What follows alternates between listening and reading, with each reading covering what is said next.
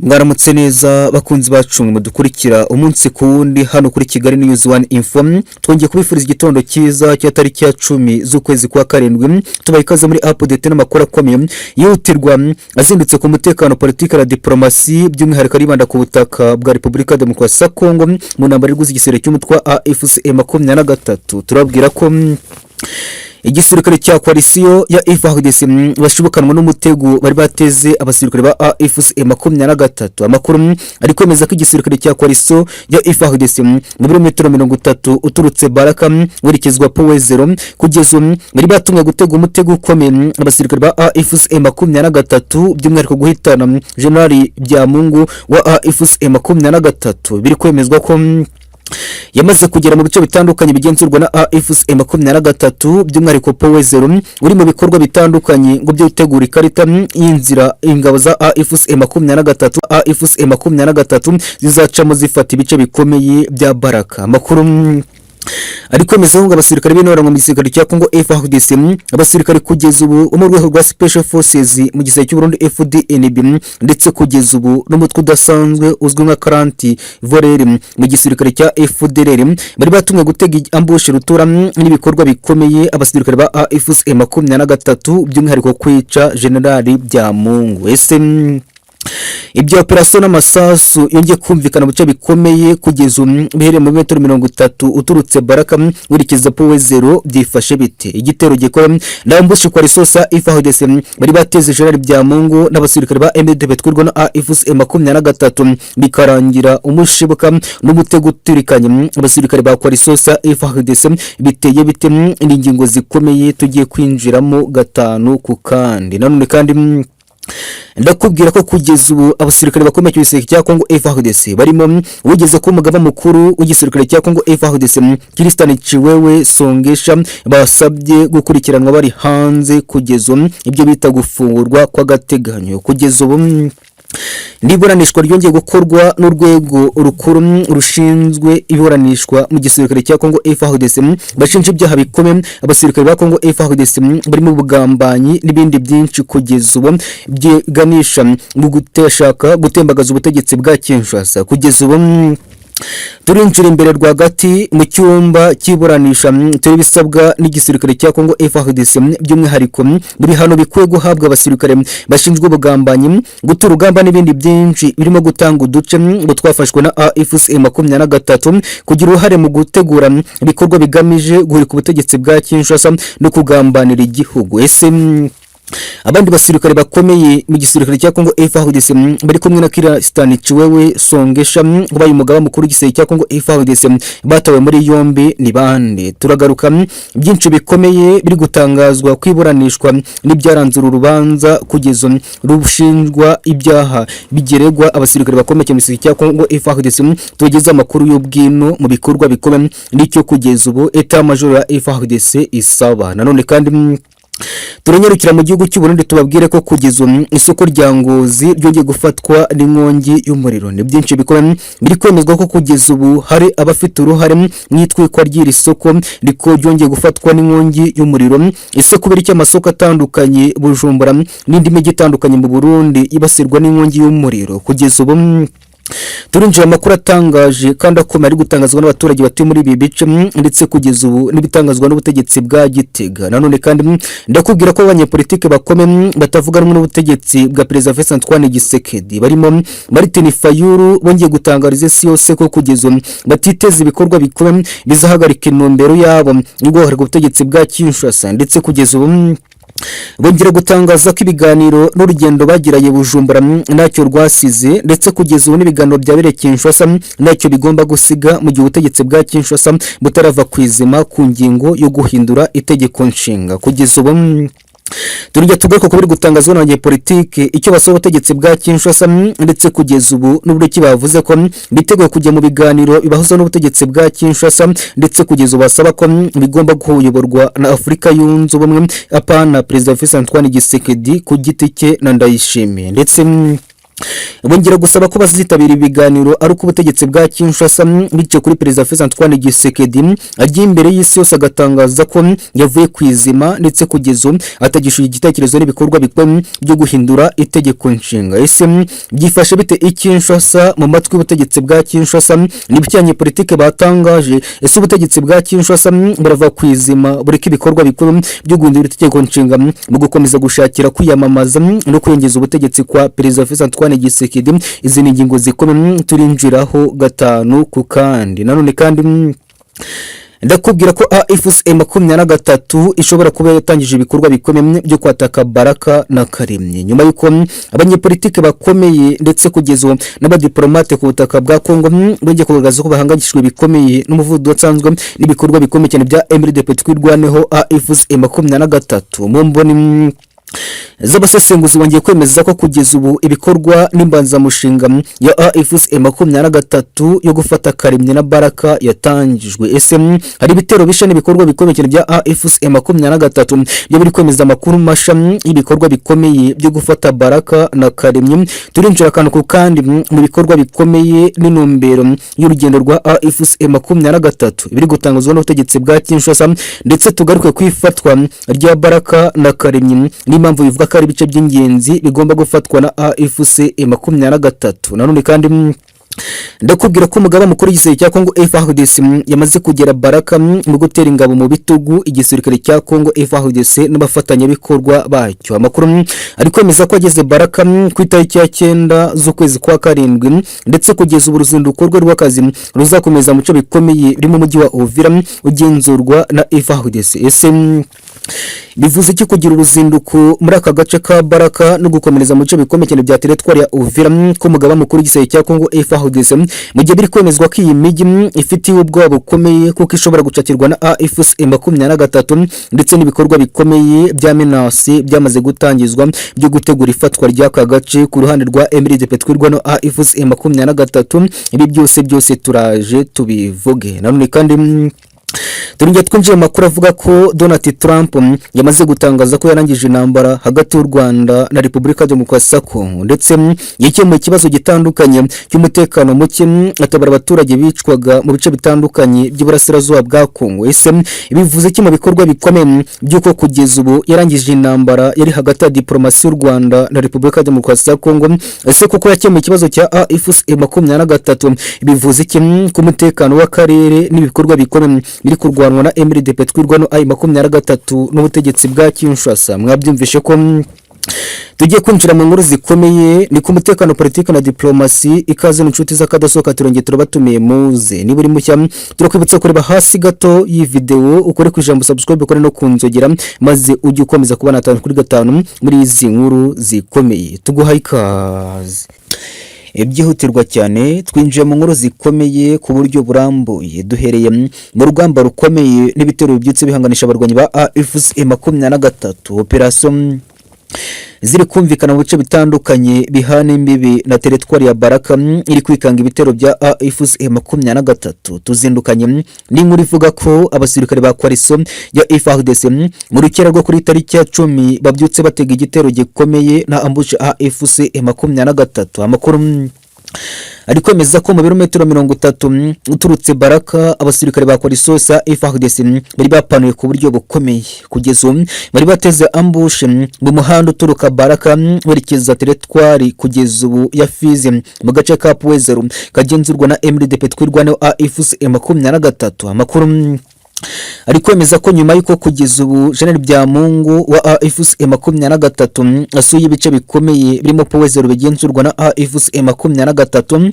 kugeza ubu ari gukorera ingendo mu bice bitandukanye aho biri kwemezwa ko ari gutegura urugamba n'ibikorwa bikomeye byo gufata Baraka n'ibindi bice bigenzurwa na FARDC nabyo bikibikwaho na M23 M23. Amakuru ari kwemeza ko ingabo za Kinshasa zateze igico gikomeye na ambusha abasirikare ba M23 muri ibi bice ngo byari bigamije kwihitana Gen.BYAMUNGU n'abandi basirikare bakomeye muri M23 ngo baje gutegura ikarita y'urugamba n'inzira ingabo za M23 zizacamo zibohoza ibice bikomeye bya Baraka. Amakuru ari kwemeza ko abarwanyi ba AFC M23 nyuma kumenya ibikorwa bikomeye na operasiyo y'umutego batezwe na FDNB bongeye kugeza ubu gutega ikindi gico gikomeye na ambush rutura baturutse inyuma koalisiyo ya FDNB. Amakuru ari kwemeza ko umutego Kinshasa yari yateze AFC M23 wahitanye abasirikare ba Kinshasa kuko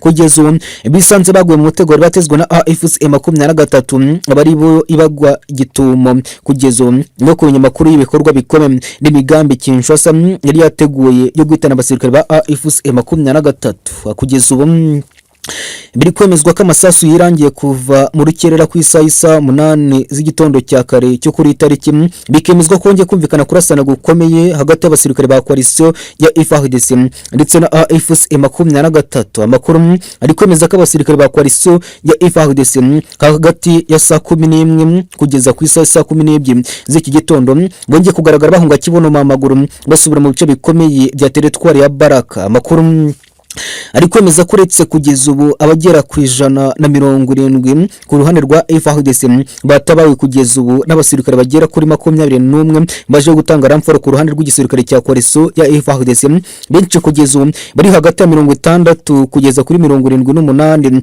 bashobora kuba bishwe na AFC M23, abandi bafatwa na AFC M23 gukora raporo zikomeye zibivuga. Kugeza ubu amakuru ari kwemeza ko koalisiyo ya FDNB yari yateguye abasirikare bakomeye kugeza ubu barimo abasirikare 5 ba Hibo bayoboye operasiyo gufata Gen.BYAMUNGU wa AFC M23 n'abandi basirikare bato kugeza ubu bari hagati kugeza ubu 120 n'130 bikemezwa ko ari higanjemo kugeza ubu n'abandi basirikare bakomeye mu giseke cy'Uburundi FDNB bagaba operasiyo zikomeye zo gufata ibice by'ingenzi ndetse no kubohoza ibice bikomeye kugeza ubu biri mu mwanzi ariwe AFC M23. Amakuru ari kwemeza ko rwa rugamba rukomeye rwari rwateguwe neza na FDNB kuko kugeza ubu kongeye kugaragara abarwanyi bakomeye mu giseke cy'imitwe wa FDL ufatanya n'ubutegetsi bwa Kinshasa mu mutwe udasanzwe wa Special Forces bazi nka Clan Volere bongeye kugaba ibitero bikomeye byari byizewe ko kugeza ubu barafata abayobozi bakomeye bakabinanga rugero yo kwizubiza ibice bikomeye no POINTZERO bambuwe na MRDP twirwaneho AFC M23. Kugeza ubu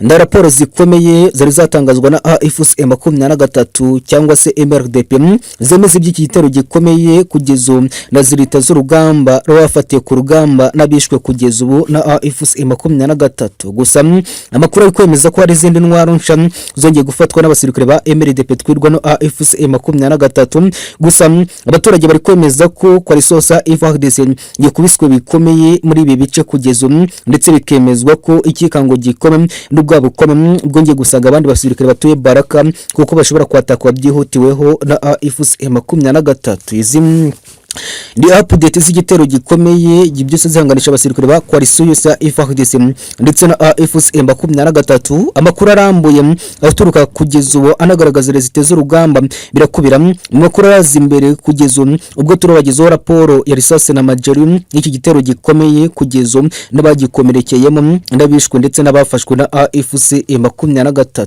Nanone kandi turakomeza n'inkuru zivuga ko abakomando ba AFC M23 biteguye gufata ibice bikomeye bya Baraka na Kari. Kugeza ubu yo kubutegetsi bwa Kinshasa bice mu banyepolitike bakomeye n'abadiplomate bagaragaje ko igisirikare cya AFC M23 gifite gahunda yo gufata Baraka na Kari. Kugeza ubu benshi bari kwemeza ko Kinshasa yamaze gutangaza amakuru imaze kumenya neza ibikorwa bikomeye biri gutegurwa na AFC M23 ngo kuko bishingiye ku mbaraga zikomeye koalisiyo ya FDNB yubatse mu bice bikomeye bya Baraka na Karemye. Ibikorwa bitandukanye birimo ibitero bikomeye ngo bitegurwa muri aka gace byo kwataka AFC M23 na MA23 iri kwitegura ibitero bikomeye byo kubizamo umugambi wa Kinshasa. Amakuru ari kwemeza ko AFC M23 iri kwitegura ndetse atangije ibikorwa bikomeye n'ibitero bya mbere byo gufata Baraka na Karemye kuko nga Baraka ari kumvikana ibitero rushuma na operasiyo zikomeye ziswe infilitire zikorwa n'abakomando ba AFC M23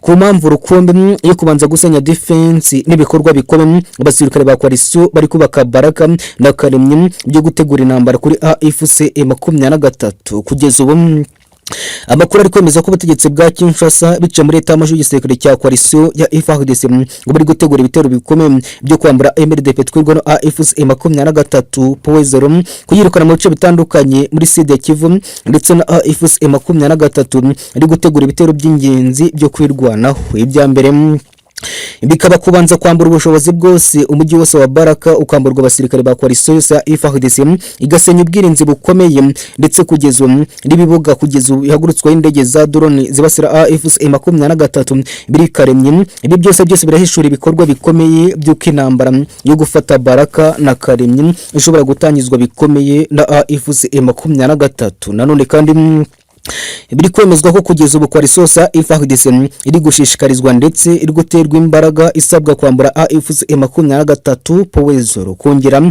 ingamba n'ibikorwa bikomeye by'ubwirinzi mu bice bitandukanye bya Baraka, kuko Baraka gufatwa na AFC23 byaba ari urupfu rukomeye kugeza ubu n'igikorwa gikomeye gishobora gutuma Kinshasa itsindwa intambara muri Sud Kivu. Amakuru ari kwemeza ko umugaba mukuru w'igisirikare cya Kongo FARDC yatumwe na Kinshasa kuza mu bice bitandukanye birimo Baraka gukora urugendo rukomeye rugamije gutera ingabo mu bitugu no gutangiza ibikorwa bikomeye byo gutazana icyizere mu basirikare ba coalition bamaze gutakaza icyizere mu bice bikomeye. Amakuru ari kwemeza ko kugeza ubu kuva ku ijoro ryo ku itariki ya 9 rikira kuri itariki ya 10 umugaba mukuru w'igisirikare cy'u Burundi cya Kongo FARDC yamaze kugera mu bice bitandukanye bya territoire ya Baraka, ubwo yamaze kwakirwa n'abayoboye operation ibikorwa bikomeye by'igisirikare cya coalition ya FARDC. Amakuru ari kwemeza ko kugeza ubu ku itariki ya 10 kuri uyu munsi ari bugirana ibiganiro abasirikare bakomeye mu gisirikare cya Kongo FARDC bayo urugamba muri Sud Kivu ndetse kugeza ubu yongeye kubaha impanuro nca n'ibikorwa bikomeye by'akanyabugabo bibateguza ibikorwa bikomeye byo gukumira intambara ya AFC23. Amakuru ari kwemeza ko kugeza ubu ku itariki ya 10 kuri uyu munsi ari bugirana ibiganiro abasirikare bakomeye mu gisirikare cya Kongo FARDC bayo urugamba muri Sud Kivu ndetse kugeza ubu yongeye kubaha impanuro nca n'ibikorwa bikomeye by'akanyabugabo bibateguza ibikorwa bikomeye byo gukumira intambara ya AFC23. Amakamyo atatu y'igisirikare cy'u Burundi FDNB yarasiwe mu gace ka Rugezi nyuma kugwa mu gico cya MRDP twirwanaho AFC23. N'amakuru yabyutse atangazwa mu gitondo cyo kuri tariki aho biri kwemezwa ko abasirikare bari hagati ya 50 na 75 mu gisirikare cya coalition ya FARDC biganjemo abarundi bapfiye muri iki gitero gikomeye kugeza ubu batezwe na MRDP twirwaneho AFC23. Amakuru ari kwemeza ko aya makamyo yarazanye abasirikare mu kuza kwataka ibice bitandukanye turagarukaho bigenzurwa na AFC23. ni mu gihe biri kwemezwa ko ibice bitandukanye bya Rugezi byamaze kuzengurukwa bikomeye na AFC23 ndetse hari kumvikana operation zikomeye zikorwa na ba makasiki abasirikare b'inoranwa muri AFC23. turagaruka mu makuru atandukanye atangazwa bikomeye na AFC23. Amakuru ari kwemezwa na société civile n'abaturage batera Rugezi n'icyo kugeza ubu abarundi na FARDC bavuga muri ritwiko ry'amakamyo yaguye muri ambushi za AFC23. Tubagezeho umubare w'abasirikare barimo n'abakomeye mu gisirikare cy'u Burundi FDNB baguye muri iki gico cya AFC23. nanone kandi ndakubwira ko Kinshasa bari kwikanga ibitero bikomeye n'intambara kugeza ubu iri kwagurwa mu duce twinshi muri Sud Kivu na AFC23. turagaruka mu byamaze gutangazwa na Depite Bitakwira kugeza ubu uzwi mu magambo aremereye ari icurondabwoko ndetse n'ibikorwa by'ivangura ku butaka bwa Kongo. wongeye guhishura ko abarwanyi ba AFC23 bafite umugambi n'ibikorwa bikomeye byo gufata Uvira ndetse kugeza ubu no gufata Baraka byihutirwa. kongera gutangaza ifatwa rya Baraka ngo riri gutegurwa na AFC23 kuyu mugabo Bitakwira wabaye depite ku butaka bwa Kongo ndetse kugeza n'amagambo kugeza ubu arimo raporo zikomeye z'ubutegetsi bwa Kinshasa by'umwihariko kwa risosa FARDC iri gutangaza ibitero by'imbanza mushinga bya AFC23 ngo irimo gufata muri territoire ya Baraka byifashe bite. Ese koko ubu tuvugana abasirikare ba IFASHE M23 batangije ibitero bikomeye na operasiyo zo kwisubiza Baraka ndetse kugeza ubu no gufata ibice bikomeye bino teritwari ya Uvira. Ubu tuvugana raporo zikomeye z'ibitero kugeza ngo bya drone biri kwibasira ibice bikomeye cyane bya Baraka kugeza ubigenzurwa na FDNB biteye bite. Ibi byose turaje tubivuge. Nanone kandi ndakubwira ko Burundi kugeza ubu ari kumvikana situation zikomeye ndetse kugeza ubu n'ibikorwa bitandukanye byo kunyuranyuranamo ku bikorwa bitandukanye byise cy'u Burundi FDNB ku kibuga cy'indege cya Bujumbura. Amakuru ari kwemeza ko ibisasu bikomeye kugeza ubu n'ibimodoka bya Burundi biri kumvikana ku mihanda isatira ikibuga cy'indege mpuzamahanga cya Bujumbura. Drone kugeza ubu yo mu bwoko bwa Sukhoi 25 ndetse kugeza ubu n'izindi Sukhoi zijye kwitwara nka CH4 zimaze iminsi 2 izenguruka ikirere kinde cyegereye ikibuga cy'indege mpuzamahanga cya Bujumbura. Amakuru ari kwemeza ko abasirikare ba hagati ya 3,000 ndetse kugeza ubu n'ibihumbi 4,100 b'igisirikare cy'u Burundi FDNB ndetse n'igisirikare cya FARDC bamaze gukwirakwizwa mu bice bitandukanye bikikije ikibuga cy'indege mpuzamahanga cya Bujumbura cyitiriwe Merikiro Dadayi. Biri kwemezwa ko amatara na kamera byahinduwe mu ijoro rishyira kuri tariki ya 9. Ibi byose bikavuga ko ifitanye isano n'umutekano muke n'ibikorwa bitandukanye kugeza ubu bikorwa na IFASHE M23. Amakuru ari kwemeza ko butuvugana IFASHE M23 iri gukora ibikorwa bikomeye byo gutangiza intambara n'ibikorwa bikomeye byo guhagarika intambara Abarundi bari ku butaka bwa Kongo. Situation ibikorwa bikomeye biri kumvikana ku kibuga cy'indege mpuzamahanga cya Bujumbura biteye bite. Cyaba cyatangiye kwinjirirwa na IFASHE M23 nk'uko raporo zivuga ko kugeza ubu abatasi ba IFASHE M23 bongeye kwinjira Bujumbura by'umwihariko binjira ibikorwa by'ikoranabuhanga kuri iki kibuga cy'indege. Ibi byose ni raporo zikomeye z'amakuru acukumbuye turifasha raporo zikomeye zituruka mu giseke cy'u Burundi FDNB n'ibitangazwa kugeza n'abasesenguye ku butaka bwa Kongo. Nanone kandi ndakubwira ko Gen.BYAMUNGU wa IFASHE M23 yagaragaye mu bice bya POINTZERO byabahojwe n'abarwanyi ba MRDP twirwaneho IFASHE M23. Ibi bibaye mu gihe abayobozi bakuru ba IFASHE M23 barimo Bertrand Bisimwa perezida wa IFASHE M23 Fred Kaniki Lawrence Kanyuka kugeza ubu bari mu ntumwa za IFASHE M23 zagaragaye mu minembwe mu bufasha butandukanye bagena abaturage batuye muri ibi bice kugeza ubigenzurwa na MRDP twirwaneho IFASHE M23. Amakuru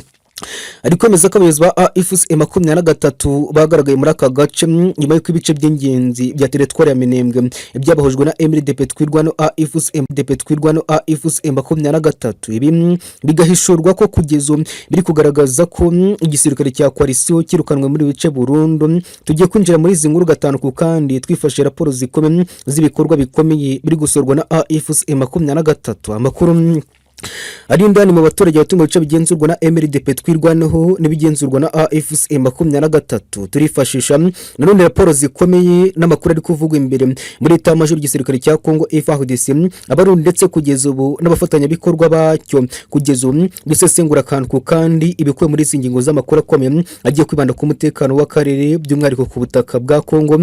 Ikaze n'inshuti z'akadasoka turongeye turabatumiye muze ni buri mushya turakubutse kureba hasi gato iyi video kuri kwijambo subscribe kone no kunzogera maze ujye ukomeza kubona 5 kuri 5 muri izi nkuru zikomeye. Tuguhaye ikaze. Twongeye kubaha ikaze mu makuru ku buryo burambuye agiye kwibanda ku ngingo zibiramutse ku kibuga cy'imirwano ku butaka bwa Kongo. Ubwo dutangiranye n'amakuru avuga ko abakomando ba MRDP twirwano IFASHE M23 batwitswa amakamyo 3 y'igiseke cy'u Burundi FDNB mu gace ka Rugeze. Amakuru ari kwemeza ko kugeza ubu ambushi yatezwe na IFASHE M23 yaguyemo amakamyo 3 yarapakiye abasirikare b'Abarundi FDNB bari baje gutanga umusada hano muri Sud Kivu. Amakuru yaje kwemezwa n'abaturage batuye Rugezi ndetse kugeza ubu yongera kwemezwa na société civile ituye muri aka gace iri kwemeza ko abasirikare ba coalition ya FDNB biganjemo Abarundi ku kigero cya 70% bagwe muri ambushi ya IFASHE M23. Amafoto ndetse na video byongeye kugaragaza amakamyo yatwitswe arakongoka, bikemezwa ko kugeza ubu yatwitswe nyuma kugwa mu gico cya AFC23 ubwo kugeza ubu ubwo arageze mu muhanda rwagati muri aka gace ka Rugezi mu ishyamba rigenzurwa na MRDP twirwa no AFC23 yatangiwe n'abakomando ba AFC23. Abaturage bavuga ko ngo bw'amakamyo yari yerekeza ageze muri teritwari kugeza ubu ibarizwamo agace ka Rugezi, kugeza ubu yatambitswe igiti na AFC23 kuri bariyeri yashinzwe mu ishyamba rigari, bivuga ko iri kontrolwa n'abarwanyi ba AFC23. Amakuru ariko kwemeza ko abasirikare ba coalition basohotse kugeza ubu muri aya makamyo bahise bafatwa amateko na AFC23 ubwo bagera kuri 34 biri kwemezwa ko bari mu maboko ya MRDP twirwaneho AFC23. Amakuru ariko kwemeza ko abandi basigaye muri amakamyo batangije kugeza ubu gushaka kurasa abasirikare ba AFC23. Izo kamyo biri kwemezwa ko zari zatezwemo grenade kugeza muri aka gace kari kafashwe nk'ambushe za AFC23 isaturitswa n'abakomando ba AFC23 mu gukomeza ndetse no kugerageza gucubya no guhagarika ibitero bikomeye by'abasirikare b'abarundi bari bashaka kurasa kuri AFC23. Kugeza ubu biri kwemezwa ko abasirikare bari hagati y'170 kugeza hafi 300 aribo bice mu bitero bikomeye byagabwe na AFC23, ndetse bikemezwa ko kugeza iki gikorwa gikomeye cyakozwe na AFC23 ngo cyatewe kuba abasirikare ba coalition ya FDNB batashatse kumanika amaboko ngo bacakirwe na AFC23 birangira byose bitwitswe na AFC23. Kugeza ubu MA23 niratangaza umubare nyawo w'abasirikare kugeza ubu babashe kumanika amaboko. Kugeza ubu raporo ziri kwemeza ko hagati ya 30 kugeza kuri 42 aribo babashe gufatwa na AFC23 aribo banarokotse iki gitero gikomeye na ambushi batezwe na AFC23. Ibibaye mu gihe basirikare ba MA23 MRDP batangaje ko mu bice bitandukanye bya POINTZERO baguye kuri amura y'intwaro nyinshi zasize zitazwe n'abakomando ba FDNB. Byaje kwemezwa ko nyuma y'uko abasirikare ba coalition ya FDNB bagoteye mu bice bikomeye bya POINTZERO gusa bagafasha guhunga ibikorwa bikomeye bya MRDP twirwa no AFC23 intwaro nyinshi basize bazitabye nyuma zikaza kuvumburwa n'abarwanyi ba AFC23. Biri kongera kugaragazwa nk'ibikorwa bikomeye byo gukomeza gutsindwa kwa Kinshasa no ku bice bikomeye by'ingenzi byaramaze kugotwa na AFC23. Kugeza biri kwemezwa ko muri strategy z'urugamba AFC23 iri kubanza kugota ibice bikomeye bigenzurwa na FDNB. Ubundi FDNB ikirukanka kibono amaguru ndetse ibikoresho byinshi n'abasirikare bamwe bikarangira bafashwe na AFC23 gukora poro zikomeye zibivuga. Nanone kandi indi nkuru zikomeye zazindukanye n'indi nkuru igaragaza ku bice bikomeye kugeza ubu mu mboni za AFC23. Amakuru ari kwemeza ko abakomando ba MRDP twirwa no AFC23 bari gutegura ibitero bikomeye nyuma gufata POINTZERO, gukomeza bagafata Baraka ndetse kugeza bagatangira n'urugamba rwo kubohoza Uvira bahereye mu bice bikomeye bigenzurwa na FDNB biri mu nkengero za Uvira. Amakuru ariko mezanga abarwanyi ba MRDP twirwa no AFC23 bamaze gutegura batayo ziri hagati y'eshatu n'enye zigomba gutangiza ibitero bikomeye ibaraka mu gusenya coalition ibikorwa bikomeye bya FDNB. Amakuru ariko mezaho ngo nyuma y'uko abasirikare ba coalition ya FDNB bahunze mu bice bikomeye birimo